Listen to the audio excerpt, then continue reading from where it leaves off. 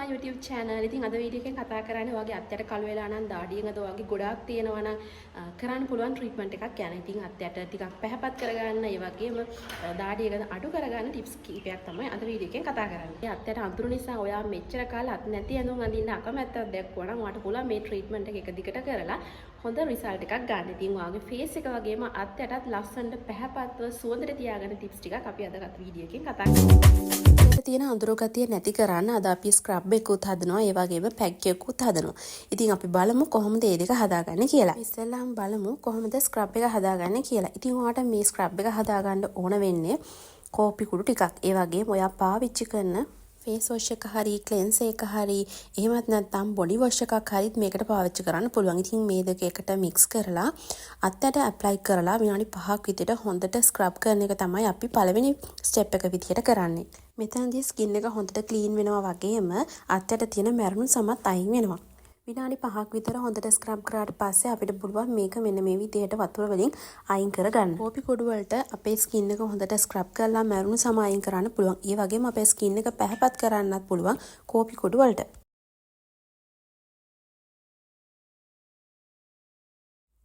ඉතින් මේ ස්ක්‍රබ් එක අයින් කරගත්තට පස්සේ අපිට පුළුවන් අපි දාන පැක් එක හදාගන්න. මේ පැක් එකට අපිට ඕන වෙනවා අල ගෙඩියක් සොද්ද කරලා ඒකේ යුෂ.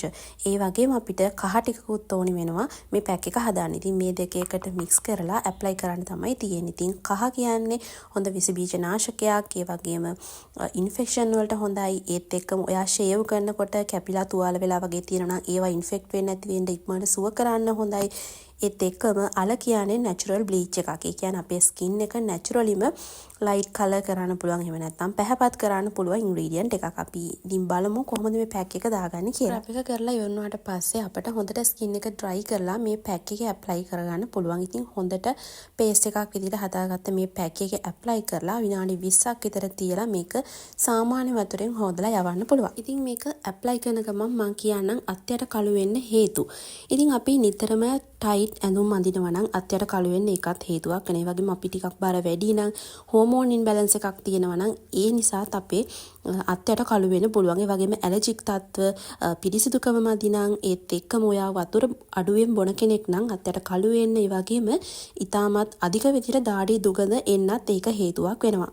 ඒ වගේම තමයි විශේෂම හේතුවක් තමයි අපි අත්යරට පාවිච්චි කරන නිෂ්පාදන. ඔයා ඩියෝඩරන්ට් එකක් පාවිච්චි කරනවා නම් ඒ ඩියෝඩරන්ට් එකේ ඇල්කොහොල් එහෙම නැත්නම් ඇලුමිනියම් බේස් කෙමිකල් වර්ග, ආටිෆිෂල් සුවඳ වර්ග නිසා අපේ අත්යට කළු වෙන්න පුළුවන්. ඉතින් ඒක නිසා ඩියෝඩරන්ට් එකක් තෝරගන්නකොට ඒ ගැන සැලකිලිමත් වෙන්න. හොඳ ක්වොලිටි ඩියෝඩරන්ට් එකක් පාවිච්චි කරන්නත් මතක තියාගන්න ඕනේ.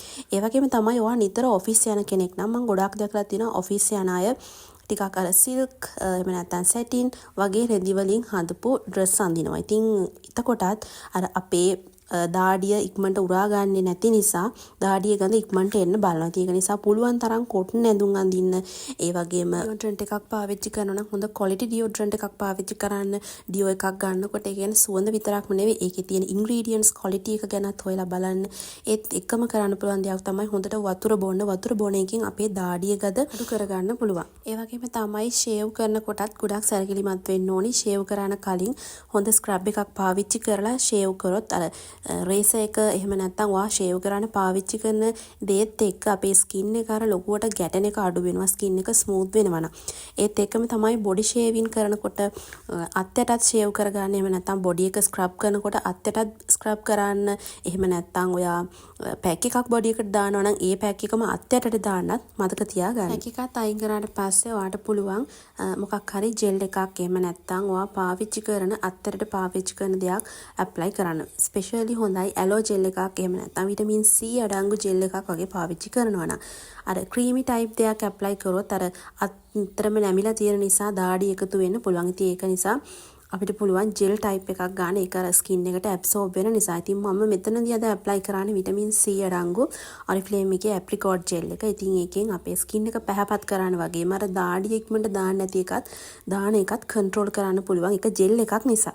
ඒත් එක්කම බොඩි එකට පාවිච්චි කරන්න පුළුවන් හොඳ ස්ක්‍රබ් එකක් තමයි ඔරිෆ්ලේම් එකේ sugar scrub එක. ඉතින් ගොඩාක් අය අහන ස්ක්‍රබ් එකක් තමයි මේ ඔරිෆ්ලේම් එකේ තියෙන sugar scrub එක. ඉතින් මේ sugar scrub එක ඔයගලන්ට ඕන නම් මගෙන් purchase කරන්න පුළුවන්.